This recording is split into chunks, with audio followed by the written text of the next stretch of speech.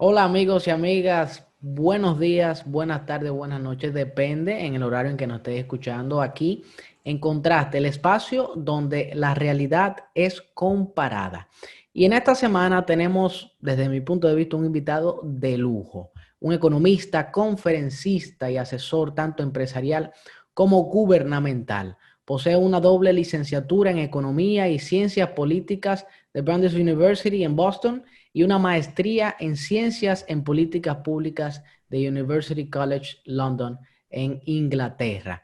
Contamos en el día de hoy con Jonathan de Olio Puig. Hola Jonathan, ¿cómo estás? Saludos, Gustavo. Privilegiado de estar sobre este suelo, bajo este techo, entre estas paredes virtuales con ustedes. Qué bueno, me alegro. Bueno, pues ya entendiendo eso, Sepúlveda, tiene usted el honor por primera vez de dar y hacer la primera pregunta. Y mira con qué invitado, mucho cuidado. Así es, así es. Bueno, reiteradas gracias, estimado Jonathan de Olio, por aceptar esta invitación.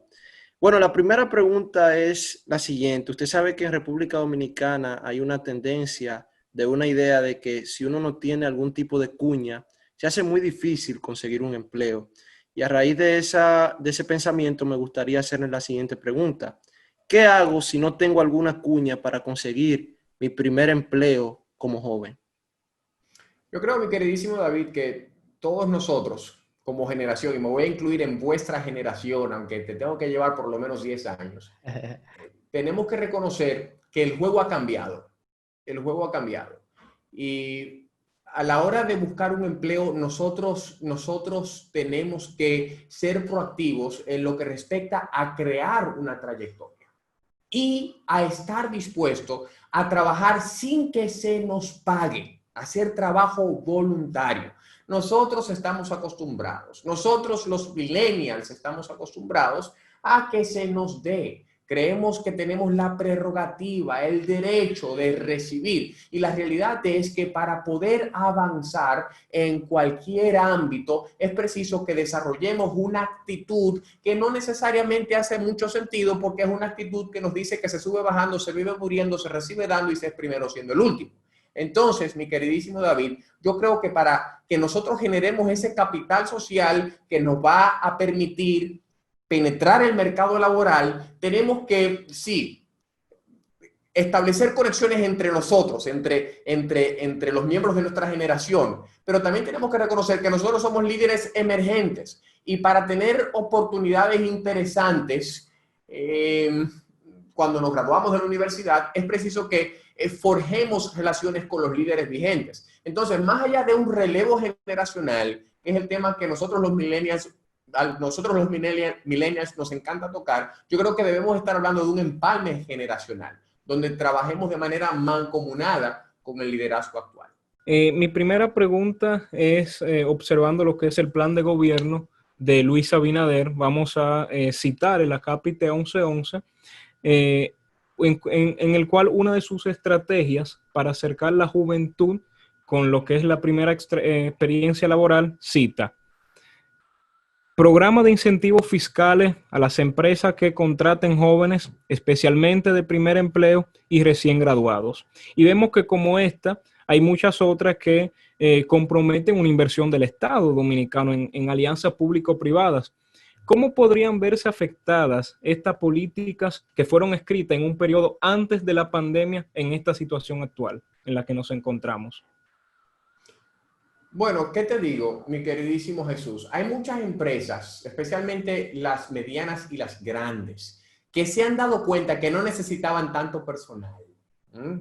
Y a medida que la economía se va reactivando y la dinámica se va reaperturando, las empresas medianas y grandes retoman un ritmo de crecimiento similar al que mostraban antes de la pandemia, pero ya con procesos automatizados, lo que crea las condiciones para lo que llaman en inglés un jobless recovery, que es una recuperación sin empleos, ¿bien? Sin empleos. Por tanto, para nosotros poder aprovechar esa iniciativa del nuevo gobierno, es preciso que los jóvenes los jóvenes que aspiren a ese primer empleo bajo este programa de incentivo fiscal que está otorgándole el gobierno a las empresas que recluten a personas recién graduadas en su primer empleo, para que nosotros los jóvenes podamos tomar ventaja del particular, tenemos que incidir en el mercado con un valor agregado que vaya mucho más allá de la realización de una tarea repetitiva. ¿Cómo así, Jonathan? Preguntará Jesús. Bueno, las tareas que han sido automatizadas, mi queridísimo Jesús, han sido precisamente las tareas repetitivas. Porque lo repetitivo, ¿qué se hace con lo repetitivo? Se automatiza. Bien. Entonces, nosotros los jóvenes, para ser relevantes en esta economía cambiante de la información y de la colaboración, tenemos que penetrar el mercado laboral, no con habilidades eminentemente manuales, sino con habilidades intelectuales, bien, que nos permitan crear, y en la medida que nosotros creamos, que agregamos valor, entonces vamos a ser, digamos, más atractivos para las empresas pequeñas, medianas y grandes en lo que respecta a posiciones que estén disponibles para nosotros desempeñarnos y mostrar de qué madera estamos hechos. Claro, y en esa misma tesitura, Jonathan, y hablando precisamente de posiciones en el mercado laboral, muchas posiciones de trabajo con esta pandemia han entrado en crisis, pero otras han resurgido y han nacido. ¿Qué opinas sobre esta expresión? Bueno, yo creo que eso es parte de la naturaleza de una crisis. Una crisis trae emparejada consigo un sinnúmero de nuevas oportunidades. Me acuerdo en esa oportunidad que tuve el privilegio de interactuar con ustedes en esa actividad de joven a joven en la Pucamaima. Recuerdo que hablamos de emprendimiento. ¿Te acuerdas, Jesús? Y describimos el emprendimiento como una dinámica creativa destructiva donde lo nuevo destruye a lo viejo de inferior desempeño. El carro destruyó al caballo, el caballo al burro, la computadora, la máquina de escribir. Y esta crisis del COVID-19 ha creado o ha desencadenado una serie de tecnologías que, en la medida que las mismas han sido implementadas, han destruido modos de producción. Aquí estamos hablando el lenguaje de Marx. Bien. Esa dialéctica de Marx. ¿Qué hizo la desmontadora de algodón en la revolución industrial? Destruyó el trabajo de 50 hombres.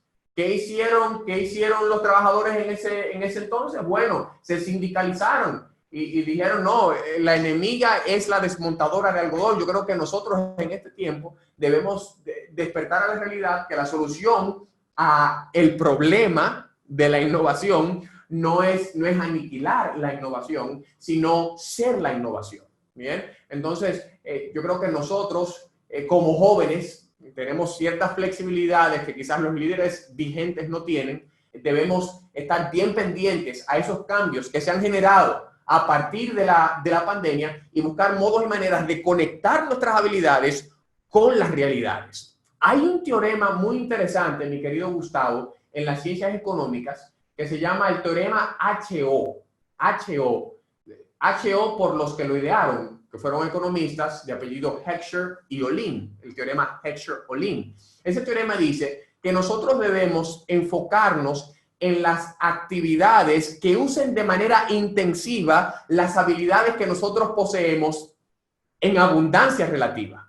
Bien, entonces nosotros como jóvenes, como profesionales, como líderes, debemos hacer un levantamiento de esas actividades que se están realizando fruto de la pandemia y ver cuáles de esas actividades usan de manera intensiva los talentos y la preparación que nosotros tenemos y que poseemos en abundancia relativa. Bien, todo es oferta y demanda. A veces tú ves que todo el mundo está estudiando Derecho, todo el mundo está estudiando Economía. Tú tienes que pensar, bueno, como Gustavo, yo quiero digamos, prepararme en este ámbito, porque yo sé que la preparación en este ámbito va a ser uso de un talento preexistente que yo tengo y me voy a poder mercadear en el mercado como un profesional que posee una habilidad que escasa. Bien, y en función de la escasez de la habilidad que tú tienes, va a ser la remuneración que tú vas a recibir. ¿Me doy a entender? Total, completamente. Así es, muy importante ese tema porque particularmente en la era que estamos, en el momento en que estamos, es como un rayo de esperanza, un rayo de luz en medio de tanta oscuridad. Y usted sabe que hay una cultura de emprendimiento en estos tiempos y se habla mucho de emprender, pero los jóvenes quizás se preguntan cuál debería ser la dinámica de emprendimiento que debo utilizar si no tengo, acabo de salir del colegio y no tengo recursos y no tengo esas cuñas que hablábamos al principio. Y usted tiene un libro incluso que se llama Emprende Dinámica. Así es, mi queridísimo David. Y yo creo que nosotros debemos empezar por el área de menos inercia. Yo estaba hablando con un amigo mío, arquitecto, el otro día, y estábamos viendo un terreno y considerando posibilidades de desarrollo en ese terreno, un terreno grande, un terreno de más de 500.000 metros. Y él me decía, mira, Jonathan, esto es un terreno muy grande. Nosotros tenemos que empezar por el área de menos inercia. Y ahí es que tenemos que empezar, mi queridísimo David, por el área de menos inercia. ¿Cómo yo empecé en la dinámica de emprendimiento? Vendiendo mangos, en el área de menos inercia. Yo viví en casa de mi tía. Mi mamá murió cuando yo tenía 6 años. Esa señora que tú ves ahí en ese cuadro murió cuando yo tenía 6 años. Yo terminé viviendo en casa de mi tía. Mi papá lo perdió todo. Así como tú lees en el libro de Job que lo perdió todo, así lo perdió mi papá todo. Yo terminé viviendo en casa de mi tía y en el verano no había dinero para mandarme un campamento como lo solía hacer cuando había dinero en la casa. Y bueno, yo miré por la ventana de la cocina y miré 3 matas de mangos con mangos pudriéndose. Yo dije, bueno, ¿qué voy a hacer? Voy a coger estos mangos, los voy a limpiar. Más arriba hay una construcción, lo voy a poner en la esquina de la cul-de-sac y voy a vender mangos.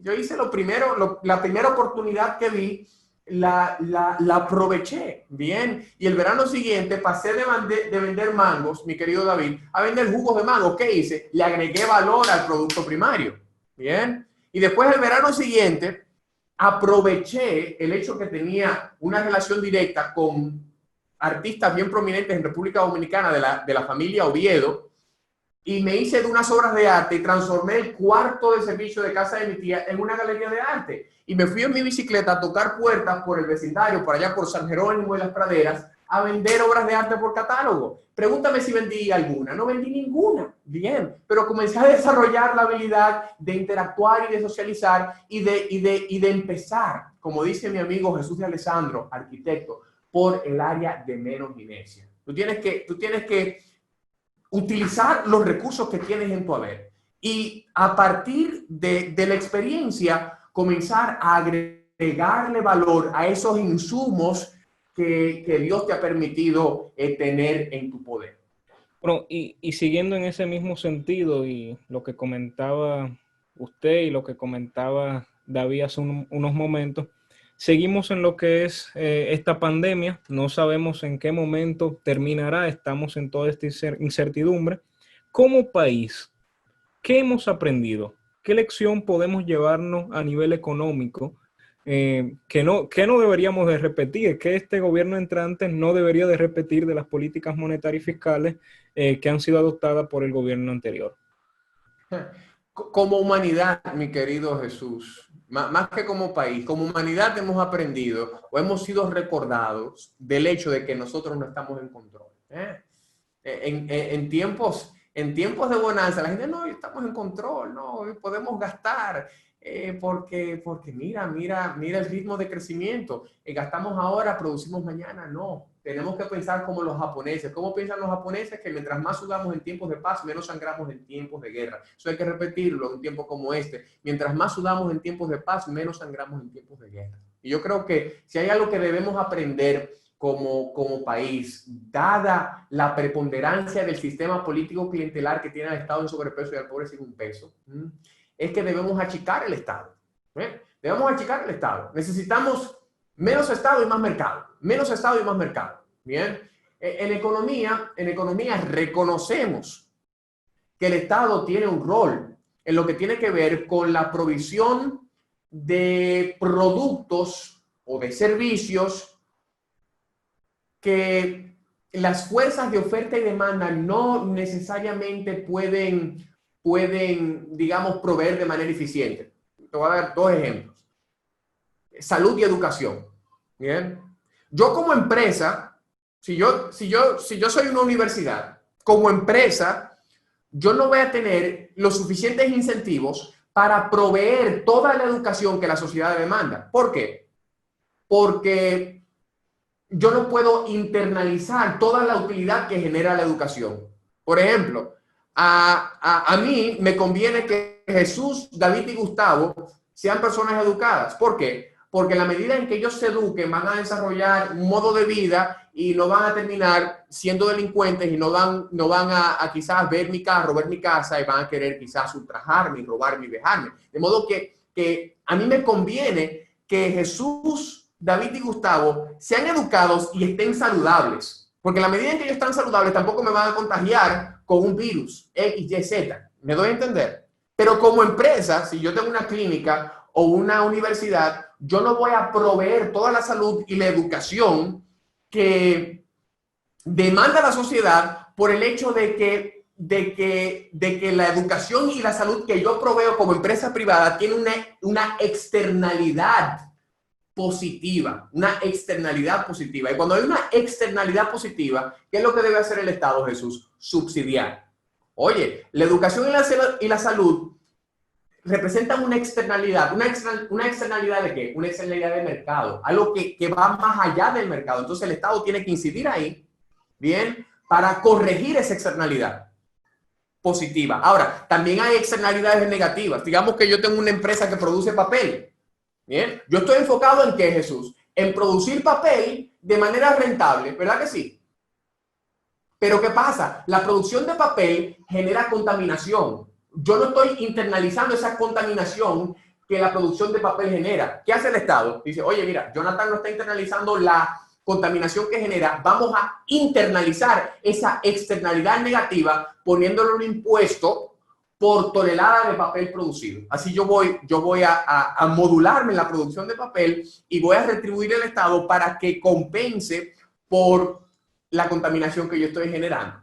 Bien, pero más allá de eso, más allá de salud, educación y seguridad, el Estado es ineficiente en el desarrollo de cualquier actividad, ya sea en la producción de comida para comedores escolares, ya sea en la operación de industrias eléctricas, etcétera, etcétera, etcétera, porque no tienen que lidiar con el bottom line, no tienen que lidiar con los libros, no tienen que lidiar con una contabilidad como lidiamos con las dinámicas contables en el sector privado. ¿Me doy a entender? Entonces, nosotros como país, como gobierno, bien, debemos aprender de esta pandemia esa lección, que el Estado no está para digamos, resolver todas las necesidades, porque el Estado en los últimos 10 años ha dicho, vamos a proveer empleos porque lo que necesita el país es empleos, pero ¿qué se generaron? Muchísimos empleos redundantes,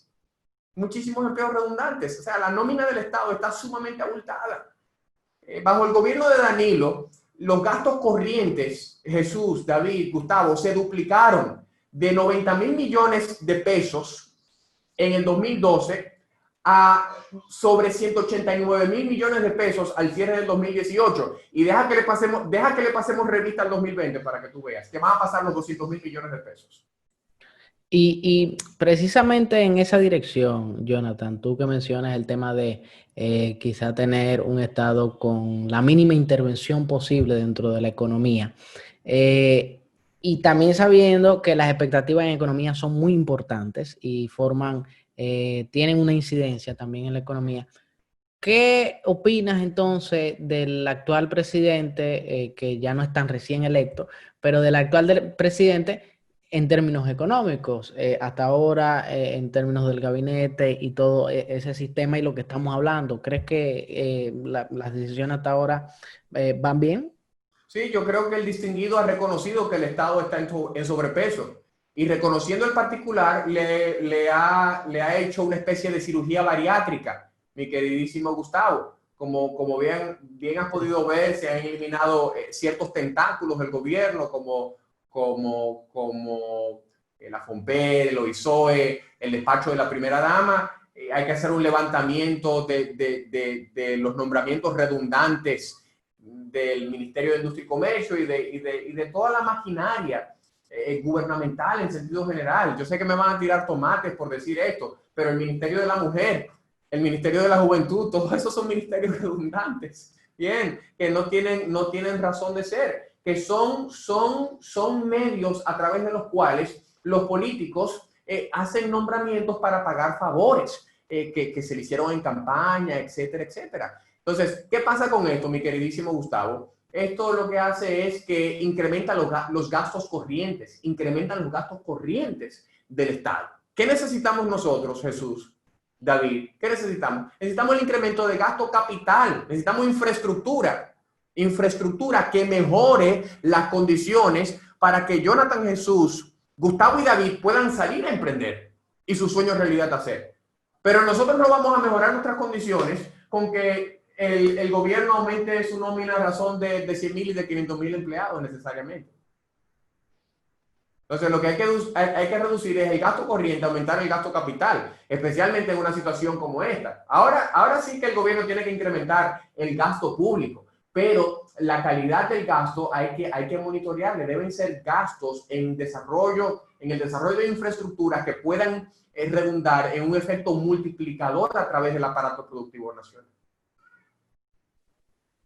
Y en ese mismo orden, estimado Jonathan, ¿por qué se le hace tan difícil al joven poder incursionar al mundo laboral en la República Dominicana cuando acaba de salir del bachillerato? ¿Por qué es tan difícil?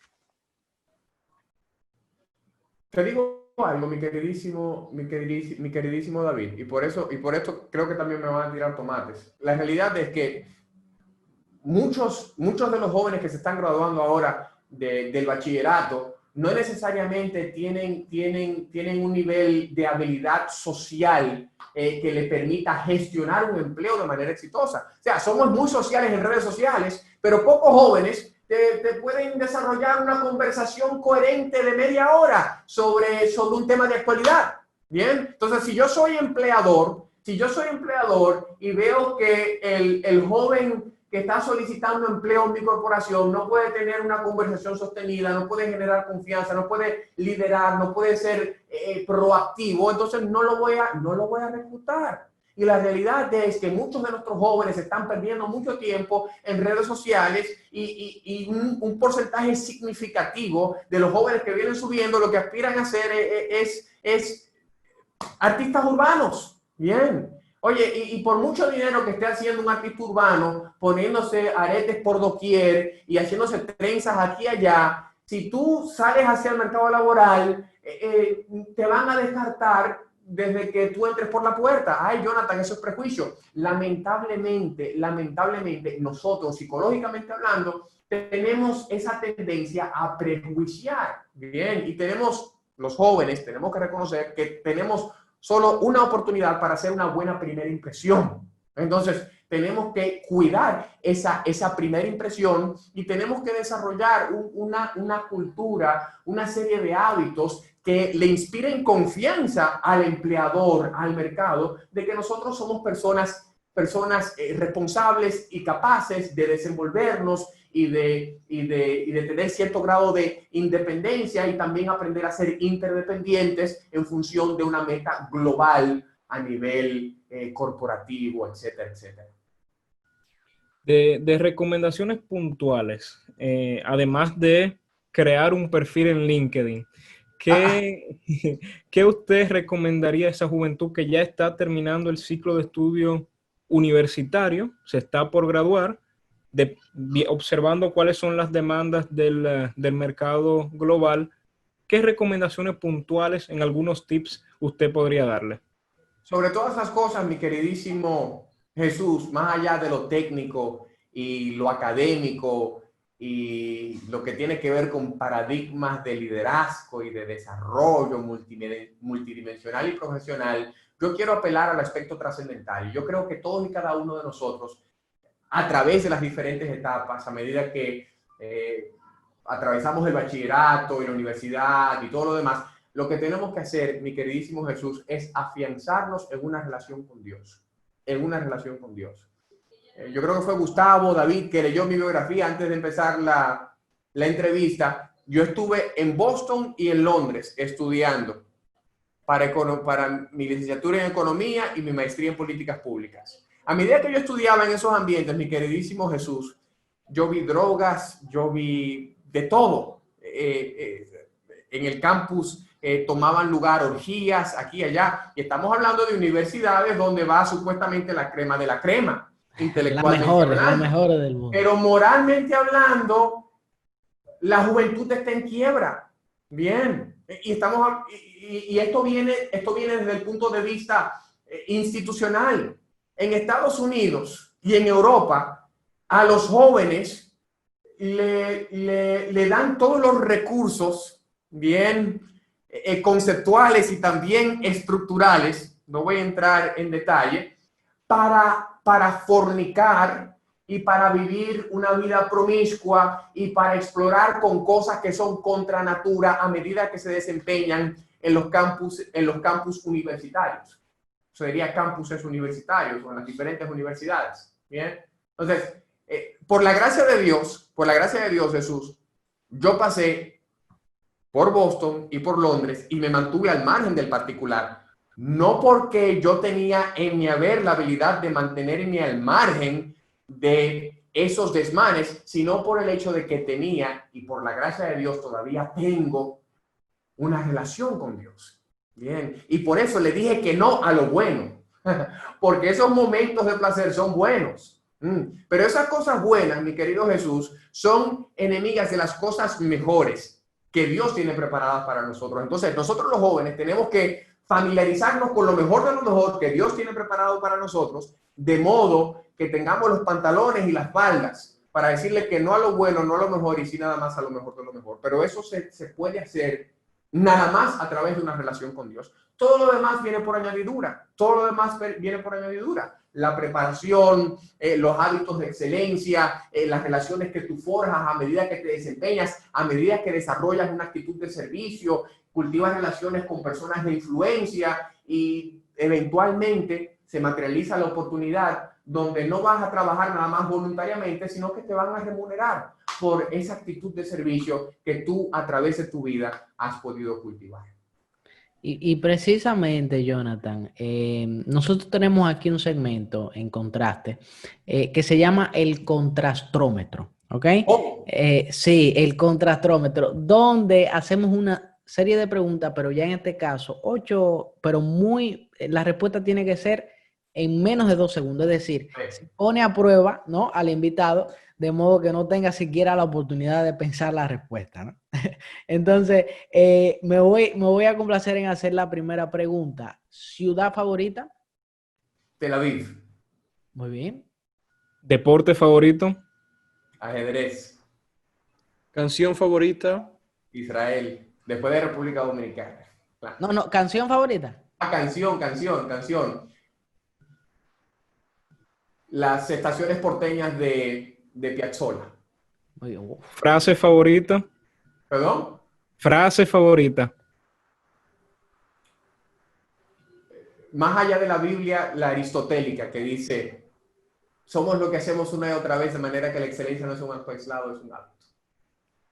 Muy bien. ¿Libro favorito? La Biblia. ¿Político favorito? Winston Churchill. Muy bien, caramba, el mío también, disculpa que lo diga. Sepúlveda, siguiente pregunta. ¿Comida favorita? Las batidas de proteína. Oh, ¿pretende algún día Jonathan de Aureo dar a conocer alguna candidatura en términos políticos? No sé, sinceramente. Es algo que tenemos en oración. Muy bien. Deja mucho que desear, entonces. ¿Marca de vehículos favorita, si tiene? BMW. Muy bien. Bueno, yo creo que hemos tenido un conversatorio muy interesante. Y ya para culminar, me gustaría saber, Jonathan, libro más reciente, proyecto que te gustaría comentar y redes sociales. No, estamos escribiendo un nuevo libro, mi queridísimo Gustavo. Tú sabes que a medida que tú desarrollas una obra, tú no necesariamente le pones... No sé si tú has escrito un ensayo, y le pones un título y después que lo escribes le cambias el título. Sí, el contenido. De modo que no voy a revelar el título todavía, pero vamos a estar publicándolo, Dios mediante. Bueno, pero algo del contenido, ¿no? Al cabo del otoño. Sí, bueno, el contenido es teológico y económico. Bien. Oh. Es algo que yo... Qué mezcla, ¿eh?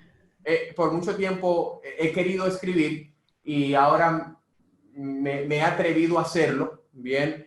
Yo creo que más allá de lo técnico, nosotros necesitamos fundamentos éticos para desenvolvernos y mejorar nuestro desempeño. Entonces, estamos hablando desde un punto de vista creacionista y estamos contrastando para utilizar excelente tema central de tu programa. Estamos contrastando la cosmovisión creacionista, juxtaponiéndola a la darwinista, y a partir de esa juxtaposición le estamos dando parámetros con rigor científico al emprendedor para desenvolverse según un propósito predeterminado, establecido por el creador. O sea, si somos creación, mi queridísimo Gustavo, eso quiere decir que tenemos un creador, y el creador no crea la creación de manera aleatoria. Bien, venimos con un propósito predeterminado, el cual descubrimos nada más a través de una relación con el creador. Pero muchos jóvenes andan en la dinámica existencial sobre el suelo y bajo el cielo, sin ningún compás, sin ninguna brújula moral, por el hecho de que se nos ha enseñado que somos el producto del azar, de una sopa cósmica que eventualmente recibió un rayo de la nada y se creó una bacteria, y después la bacteria se convirtió en un pececito, y el pececito en un mono, y después nosotros. Bien, entonces cuando pensamos a partir de esa dinámica aleatoria, entonces es difícil que de manera lógica nosotros digamos, verdaderamente yo fui hecho con un propósito. Pero cuando ponemos en evidencia todo toda la especulación que tiene esa cosmovisión darwinista y todos los problemas que tiene científicamente hablando, y la juxtaponemos al rigor que tiene la cosmovisión creacionista, ya el joven, el profesional, el emprendedor, el líder, tanto vigente como emergente, dice, oye, pero yo fui hecho con un propósito específico, el cual puedo descubrir y materializar solo a partir de una relación con el creador. El primer capítulo del libro se llama El Manual de Dios para el Emprendedor. De hecho, quiero invitar al público a que se registre para nuestra charla gratuita que tiene ese mismo título, El Manual de Dios para el Emprendedor, que va a ser el 3 de septiembre. Se pueden registrar haciendo clic en el enlace de mi perfil de Instagram, totalmente gratis. Súper. Pues mira, Jonathan, nosotros te deseamos más que éxito. Si se puede más que éxito, te lo deseamos a ti, porque hablando tú de propósito, el tuyo queda claro. Y es precisamente impactar vidas y ayudar y hacer crecer, me atrevo yo a decir, ¿no? Precisamente la vida de los demás. Así que te deseamos mucho éxito, te damos las gracias por estar con nosotros. Y bueno, amigos y amigas, tuvimos con nosotros al economista, conferencista y asesor, tanto empresarial como gubernamental, Jonathan de Olio. Aquí, en Contraste, donde el espacio y la realidad es comparada. Muchas gracias. Si quieres conocer Contraste, síguenos a través de Facebook e Instagram como Contraste RD, para que así puedas disfrutar de todo nuestro contenido. ¿Qué esperas para seguirnos? Contraste, donde la realidad es comparada.